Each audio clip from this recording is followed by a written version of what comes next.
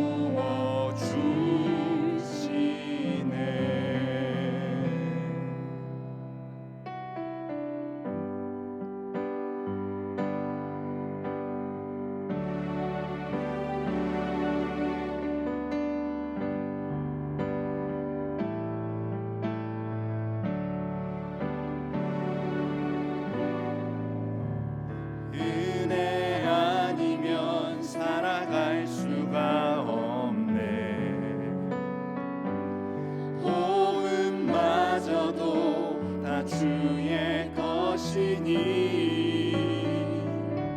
세상 평안과 위로 내게 없어도 예수 오직 예수뿐이 다시 한번 은혜 아니면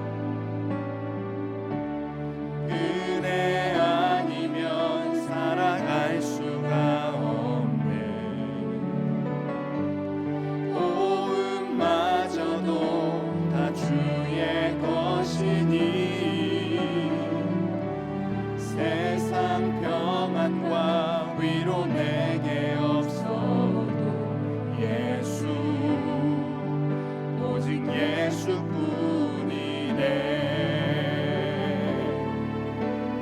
그 신계획 다 볼 수도 없고 작은 고난에 지쳐도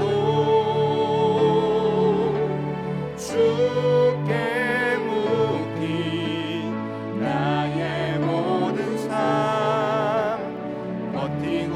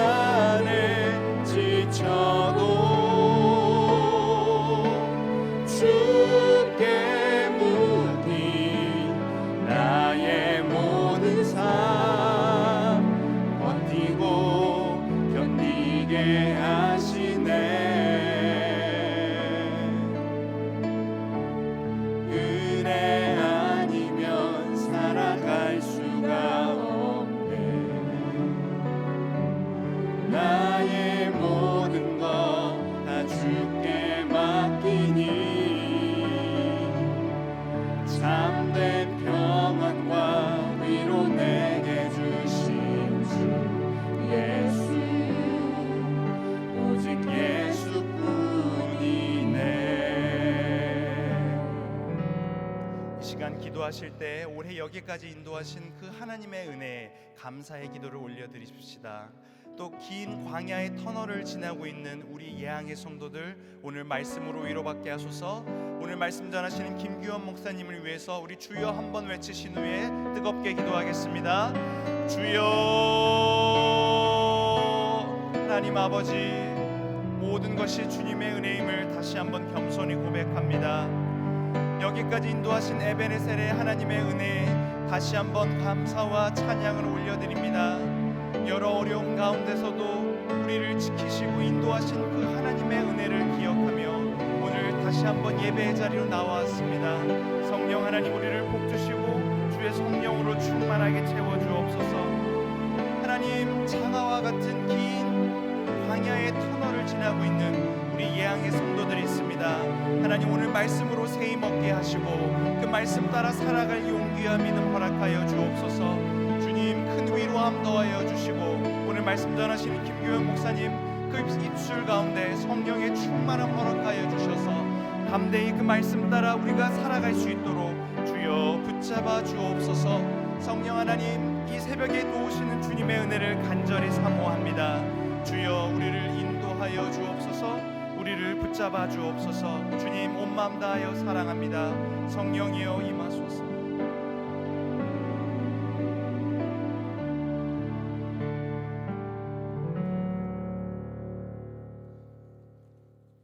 은혜로우신 하나님 아버지, 오늘 새벽 저희들을 깨워주시고 하나님의 말씀을 향한 이 장으로 인도해 주심에 감사합니다. 하나님의 말씀을 사모하는 이들에게 사모하는 만큼 은혜를 부어주시고 하나님 인생의 광야 가운데 있는 주님의 귀한 자녀들, 하나님께서 이르신 그 때가 이르도록 광야의 시간을 잘 지낼 수 있도록 주님께서 친히 인도하여 주시옵소서.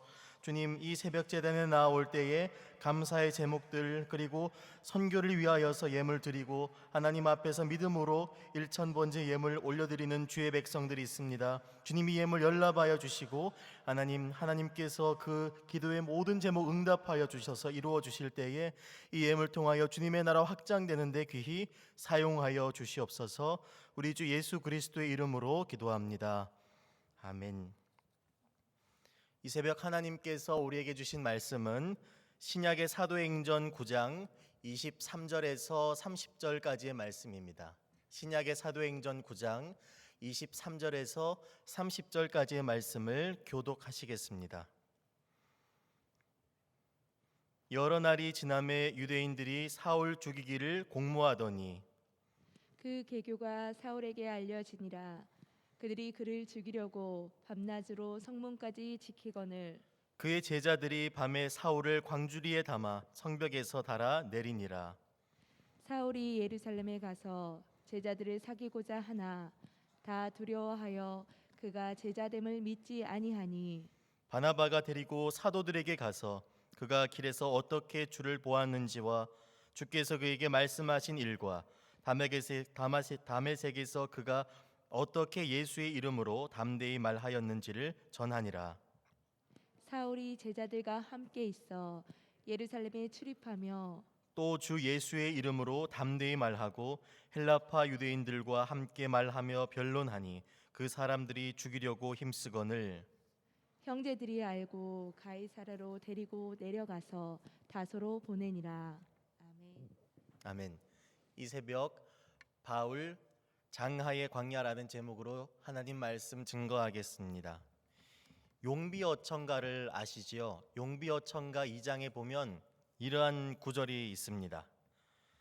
불희 깊은 남간 바람에 아니 멸세 곧 도쿄 여름 하나니 샘이 깊은 물은 가말에 아니 그칠세 내히 이러 발아래 가나니.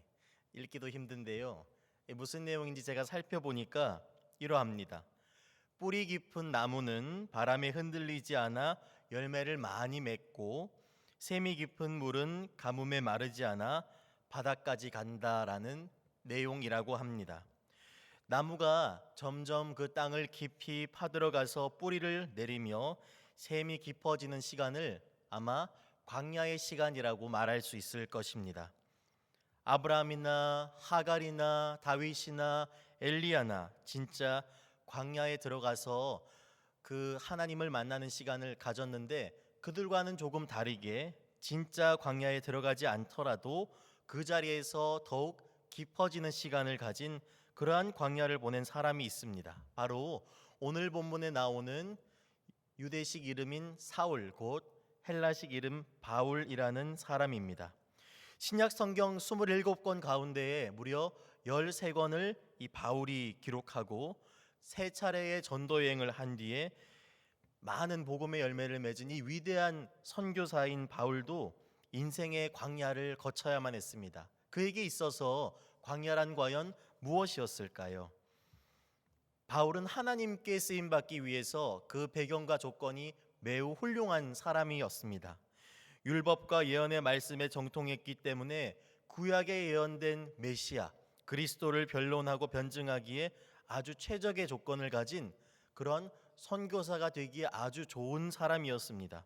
그가 다메섹 도상에서 예수님을 만나게 되고 회심하여서 3년이 지난 뒤에 오늘 본문에 드러나듯 예루살렘 교회를 방문하게 됩니다. 그런데 거기서 아무도 이 바울을 환영해 주지 않는 것입니다. 오직 베드로와 야고보만이 표면적으로 바울을 만나 주었습니다.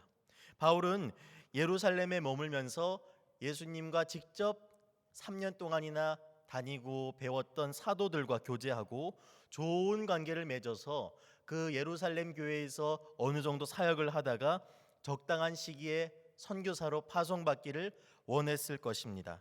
하지만 예루살렘 교회는 이 바울을 받아주지 않았습니다. 오늘 본문에 나타나듯 바울이 정말로 회심했는가를 의심하는 사람들도 많이 있었지만 그보다 더 그를 경계했던 분명한 이유는 그가 자신이 이방인을 위한 사도로 부름받아 왔다고 말했기 때문일 것입니다. 그때까지만 해도 예수님의 십자가의 죽음과 부활은 오직 유대인, 하나님이 선택한 백성에 한정되는 것이라 여겼기 때문에 그 누구도 바울의 이방인을 향한 부르심을 인정해 주지 않았던 것입니다. 하는 수 없이 바울은 오늘 읽은 30절 말씀에 나타나듯 고향이었던 다소로 가게 됩니다. 금이 환영하는 것이 아니라 낙향에서 가는 것이었고 마치 그는 유배지로 가는 심정으로 고향으로 갔을 것입니다. 청혼의 꿈을 안고 당대 최고의 랍비인 가말리엘에게 사사하였는데 랍비가 된 것도 아니고 빈손으로 고향으로 돌아온 것입니다. 쉽게 말해서 서울로 간 아들이 판사가 되어 돌아올 줄 알았는데 목사가 되어 돌아왔습니다. 그런데 큰 유명한 이름을 가진 목사도 아니고 섬길 수 있는 그런 교회도 없는 목사로 돌아왔으니 그 부모님의 상심이 얼마나 컸겠습니까? 이 고향에서의 반응도 냉담했을 것입니다. 유대교를 배교하고 예수라고 하는 자를 따르는 기독교로 개종했다는 소문이 회당을 중심으로 돌았을 것입니다. 함께 공부하고 지냈던 많은 친구들이 그와 아는 척도 하지 않았을 것이고 그들과 함께 예배도 드릴 수가 없었을 것입니다. 예루살렘 교회에서 거절을 당하여서 다소라고 하는 고향으로 내려왔는데 고향에서도 똑같이 거절을 당하게 된 것이죠. 바울에게 고향 다소는 유배지와 다름 아니었고 거기서 무려 13년이라는 긴 시간을 보내게 됩니다. 바울에게 있어서 광야는요, 아라비아 광야, 네게부 광야가 아니라 바로 고향이었던 다소가 광야였던 것입니다. 모세가 바로에게 쫓겨 광야로 들어가 40년을 보냈듯이 다윗이 사울 왕에게 쫓겨 광야로 들어가 13년을 보냈듯이 바울도 다소로 들어가 그곳에서 13년의 광야를 보내야 했던 것입니다. 아무도 돌아온 바울을 알아주지 않았습니다. 사실 이 바울이야말로 초대교회인 예루살렘 교회에 꼭 필요한 인재였습니다. 그만큼 성경적 지식이 충만하고 이방인과의 관계에 있어서 그리고 이방인들의 마음을 아는 것에 조예가 있는 사람은 초대교회에 아무도 없었을 것입니다. 왜냐하면 예수님의 제자들은 거의가 어부이거나 세리였기 때문입니다. 그런 베드로가 바울의 달란트를 알아보지 못하고 그를 그냥 고향으로 돌려보낸 것입니다. 바울의 마음에 원통함이 생기지 않았을까요? 세상이 나를 알아주지 않는다고 해서 원통한 마음으로 그저 세상을 원망하고만 있다면은 그 사람은 바울처럼 다소에 내려가 있는 사람일 것입니다. 다소의 광야에 들어가 있는 것입니다. 이제 예수님께서 승천하시고 60년도 더 지난, 그래서 90이 넘은 나이에 사도 요한은 기독교를 극심하게 박해했던 로마의 황제 도미티안 제2 시절에 복음을 전하다가 그만 반모섬으로 유배를 떠나게 됩니다. 이 반모섬은요, 둘레가 65km 정도 되고 그 주위에 무려 3천여 개의 섬이 포진해 있었기 때문에 아무도 만날 수 없는 곳이었고, 그곳은 갇혀 있는 동안에는 계속 노역을 해야 됐기 때문에 그 외의 시간에 자신이 할 수 있는 것이라고는 혼자 예배 드리는 것밖에 없었을 것입니다. 그러던 어느 날 예배하고 기도하던 중에 눈앞에서 하늘 문이 열리고 천국이 펼쳐지는 것을 이 사도 요한은 보게 됩니다. 하늘의 음성이 들릴 때 그 음성을 기록하라는 말씀에 따라 순종하여 기록한 것이 바로 요한계시록입니다. 이제 마지막 때에 예수님께서 다시 오실 그때에 일어나게 될 일들을 주님께서 다 보여주신 것입니다. 바로 유배지에서 말입니다. 이 요한계시록은 유배지에서 기록된 하나님 말씀입니다. 다소라고 하는 곳은 바울에게 있어서 마치 반모섬과 같은 곳이었습니다. 베드로와 사도들에게 거절당하고 유배에 온 것처럼 다소에 내려간 바울은 때를 기다리면서 기도했을 것입니다. 그러던 어느 날 하나님께서 바울에게도 환상을 보여주셨습니다. 환상 중에 바울은 3층 천을 다녀오게 된 것입니다. 고린도후서 12장 2절입니다. 내가 그리스도 안에 있는 한 사람을 아노니 그는 14년 전에 셋째 하늘에 이끌려 간 자라. 그가 몸 안에 있었는지 몸 밖에 있었는지 나는 모르거니와 하나님은 아시느니라. 아멘. 아마 낙향하여 유배 생활을 하던 바울에게 주님께서 위로를 주시고자, 격려해 주시고자 이 천국을 보여주신 것이 아닌가 생각됩니다. 분명한 천국 소망이 있기 때문에 낙심하거나 원통함 없이 이 사도 바울은 기다릴 수가 있었던 것 같습니다. 또한 바울에게는 심각한 육체적 가시, 큰 질병이 있었습니다. 신약학자들은 바울이 가졌던 그 질병을 간질일 것이라고 주장합니다. 그러니까 바울이 거리나 회당에서 예수 그리스도의 복음을 선포하면서 복음을 전하고 설교하던 중에 갑자기 발작을 일으키게 된다면 그 사역에 얼마나 큰 어려움과 낙심이 있었을까요? 그러나 3층 천을 통해 바라본 천국의 모습이 그 가시마저도 이겨낼 수 있는 용기와 소망을 그에게 주었을 것입니다. 그 영적인 체험은 바울이 선교 사역 중에 맞이한 숱한 고난과 역경들을 이겨내는 데에도 큰 도움을 주었을 것입니다.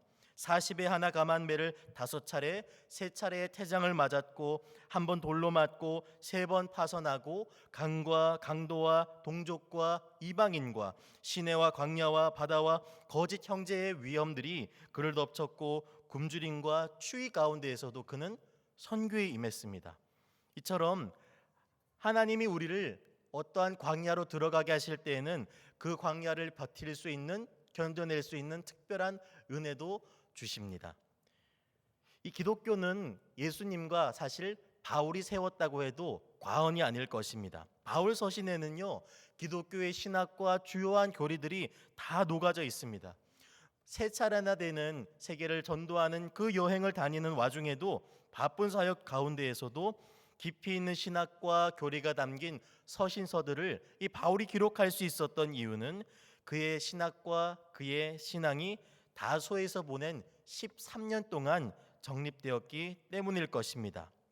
만일 바울이요, 회심한 바울이 예루살렘에 갔을 때 예루살렘 교회가 곧장 환영하고 선교사로 파송했다면 은혜를 가르치는 로마서나 갈라디아서와 같은 주옥 같은 서신서들은 기록되지 못했을 것입니다.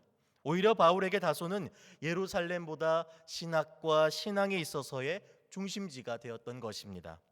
성도 여러분, 만일 스스로 생각하시기에 내가 지금 다소와 같은 그런 광야를 지내고 있다면 그 가운데에서 바울을 준비시키셨던 그 하나님의 뜻을 한번 헤아려 보시길 바랍니다. 우리가 지금 하나님의 섭리와 하나님의 계획 가운데서 살아가고 있다면 우리를 그 다소에 들어오게 하신 하나님의 목적 또한 있을 것입니다.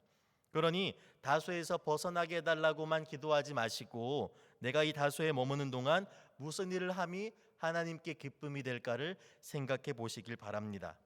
바울은 예루살렘 교회에 가서 2-3년 정도 예수님에 대한 말씀을 듣고 목회를 배운 뒤에 정식으로 파송 선교사가 되어서 본격적으로 이방 선교에 힘쓰고 싶었을 것입니다. 하지만 하나님께서 그가 세운 모든 계획을 막으셨을 때 바울은 아무것도 하지 않는 것이 아니라 손을 놓은 것이 아니라 부르심을 따라서 우선 이방 선교를 시작해야겠다라고 마음먹었을 것 같습니다. 바로 그의 고향 길리기아 지방의 다소에서 말입니다.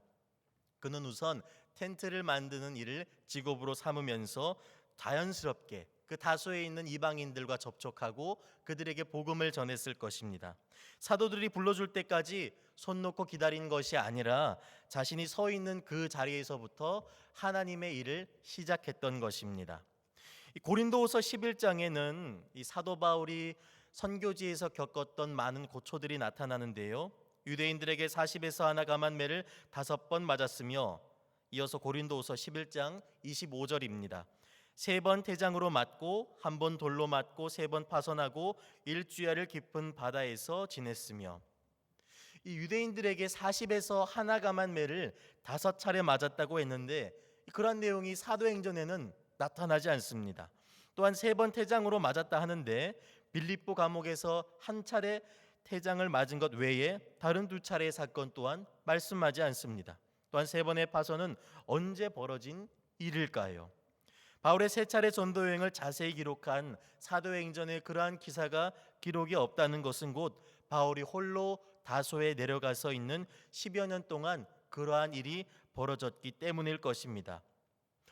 이 사도행전 15장을 보시면 이방인 선교에 관한 예루살렘의 사도회의가 등장합니다. 그 결과 이제 이방인들을 어떻게 선교할 수 있을까에 대한 내용이었는데요. 그 결과를 이방인들이 있는 교회에 보내게 되는데 수신인이 어디냐면 수리아와 길리기아에 있는 이방인 형제들이었습니다. 사도행전 15장 23절 말씀입니다. 그 편에 편지를 붙여 이르되 사도와 장로된 형제들은 안디옥과 수리아와 길리기아에 있는 이방인 형제들에게 문안하노라. 아멘. 아직 수리아와 길리기아 지방에 복음을 공식적으로 전하지 않았던 때인데 그 지방에 그리스도인들이 있을 수 있었던 이유는 아마도 사도 바울이 그곳에서 복음을 전했기 때문일 것입니다. 아직 사도에게 공식적으로 예루살렘 교회에게 인정받지 않은 상황이었지만 바울은 그 긴 광야의 시간을 그저 마냥 기다리고 있지만은 않았던 것입니다. 이 부르심에 대한 분명한 확신이 있었기 때문에 자기 삶의 자리에서 복음을 전하기 시작한 것입니다. 내가 알고 있는 이들이 있는 곳, 그곳이 바로 나의 다소가 될 것입니다. 그곳이 우리의 땅끝이 되고 그것이 우리의 예루살렘이 되고 그곳이 우리의 로마가 될 것입니다. 지금 있는 곳이 아니라 다른 곳에서 위대한 일을 감당할 것이라는 꿈을 꾸시기보다는 하나님께서 나에게 맡겨주신 바로 그 자리에서 하루하루를 신실하게 살아가는 것, 이것이 광야를 살아가는 자의 지혜입니다. 오늘 말씀의 제목이 장하의 광야인데요. 아마 장하가 무슨 뜻인지 궁금하실 것 같습니다.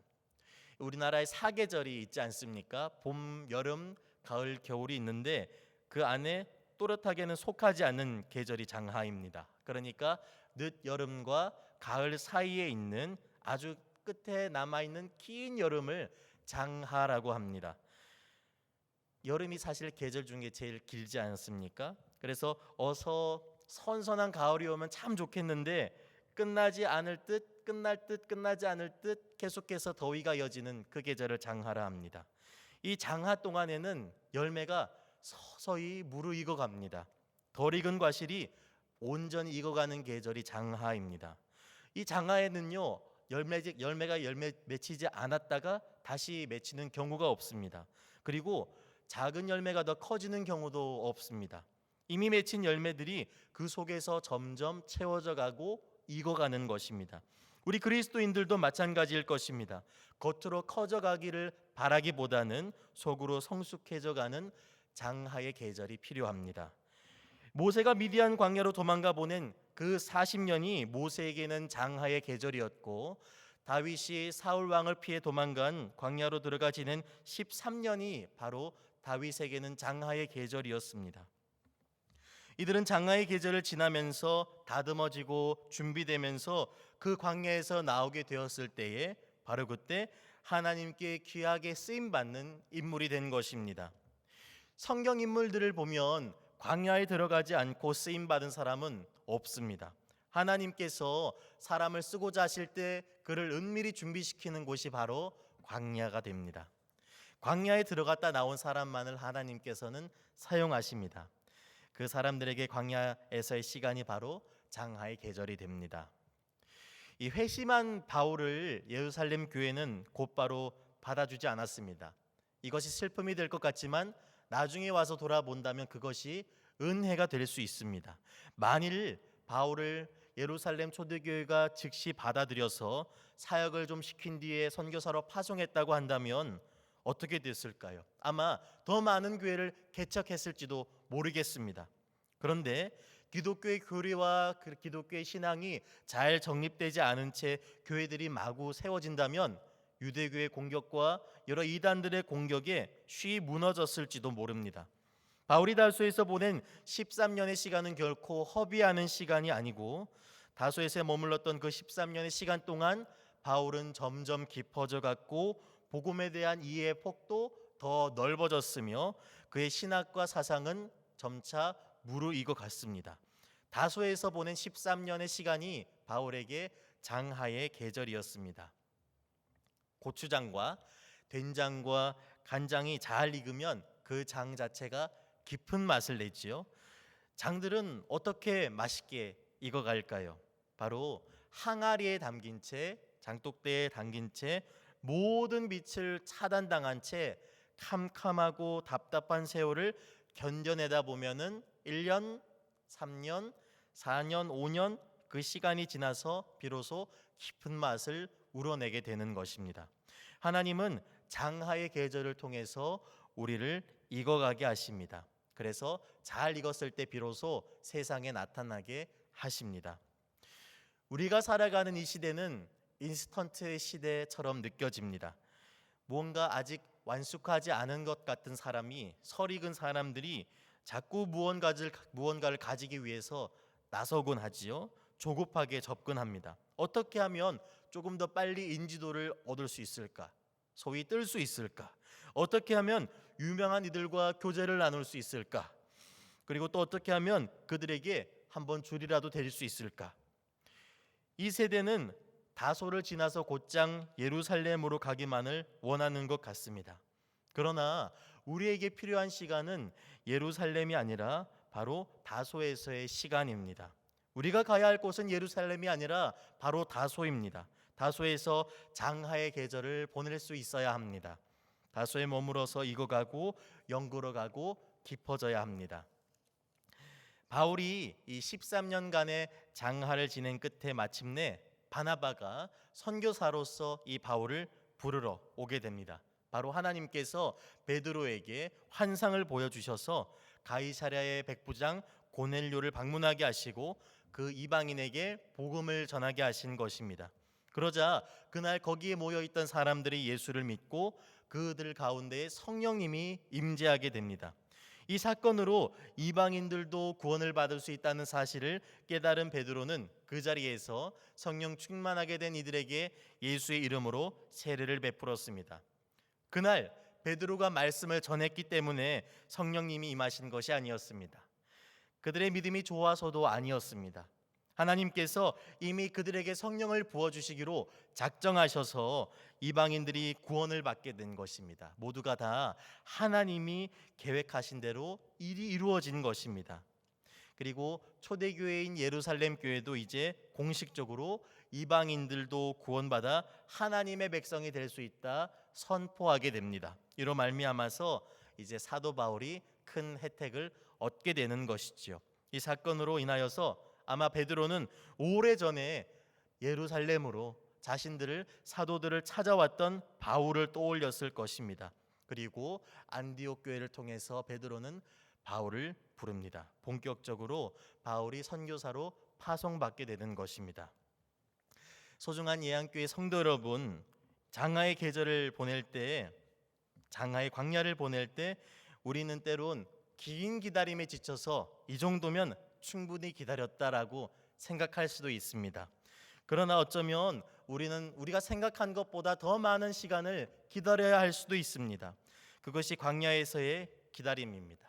참고로 모세는 40년을, 아브라함은 약속의 아들을 얻기까지 25년을 기다려야 했습니다. 그 기다림 중에 아무 일도 일어나지 않는다고 절대로 낙심하지 마시기 바랍니다.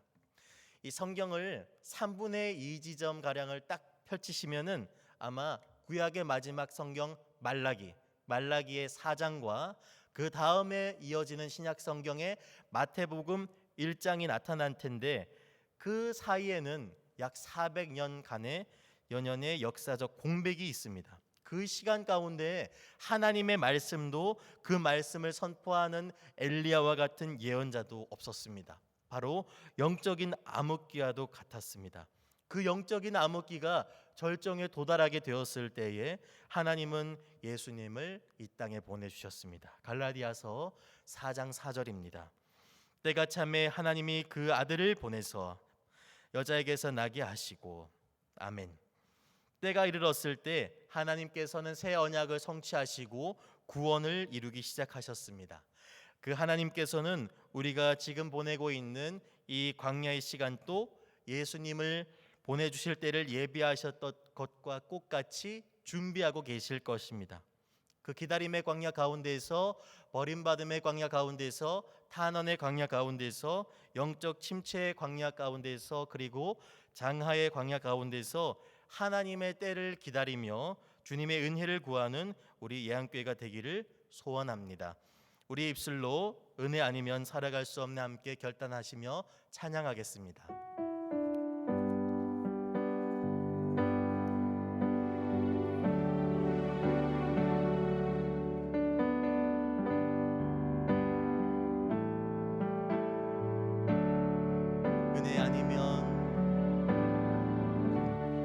은혜 아니면 살아갈 수가 없네.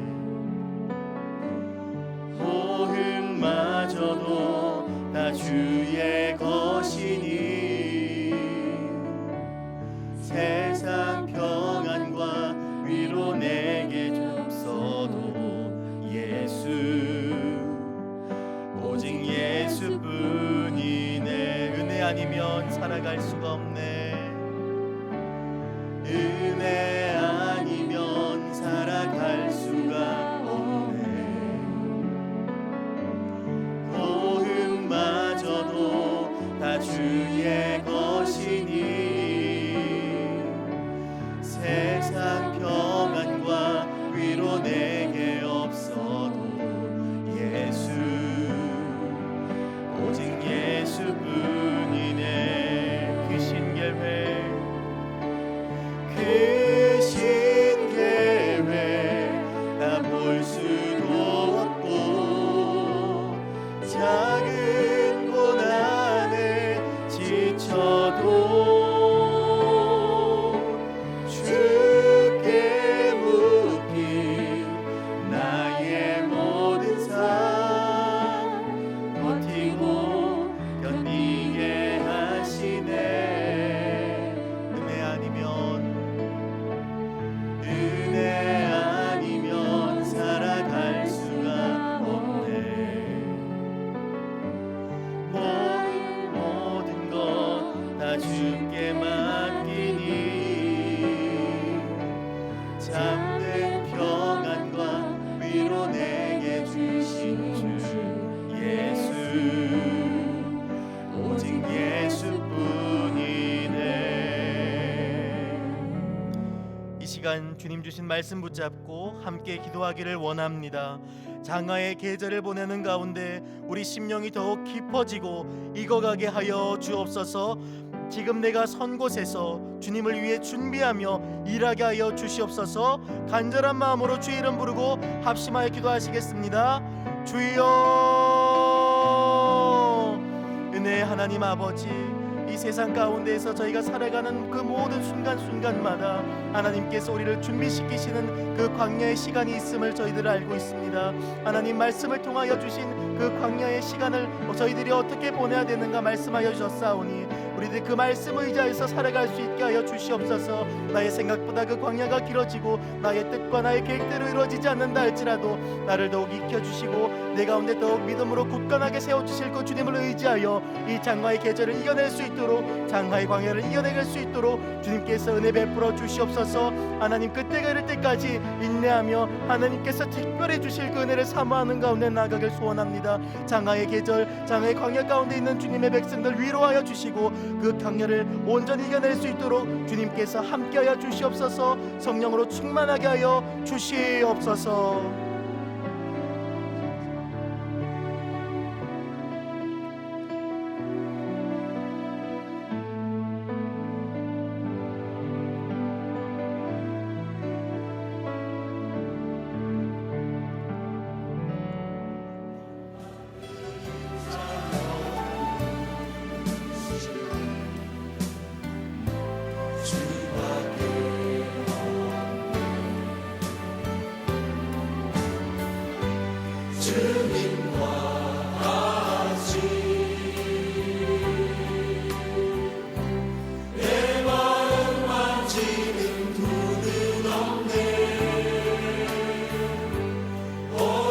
세상